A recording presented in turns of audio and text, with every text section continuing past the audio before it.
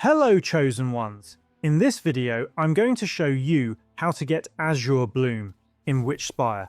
Azureblooms are one of those resources you'll eventually need to collect, mainly because they're required for a hearth upgrade later in the game. I don't remember the exact hearth level that requires them, but I do know it's somewhere near the end of the upgrade tree in your luminaries, so it's definitely something you'll want to stock up on when you get the chance. As long as you've progressed far enough in the main story to reach the desert island, you'll already have access to the area where Azureblooms grow. Once you arrive, you'll notice the island opens up into a very large region.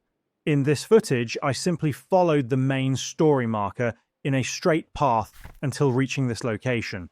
The spot you're looking for is this oasis area right here. Around the lake, you'll find a large number of Azureblooms growing nearby. They're fairly easy to spot and are clustered all around the water. The good news is that Azureblooms are quite abundant in this region, so once you find this oasis, you shouldn't have to worry too much about running out. I recommend collecting as many as you can while you're here, so you'll already have a good supply ready for future hearth upgrades and crafting needs. And that's everything you need to know about how to get Azurebloom in Witchspire.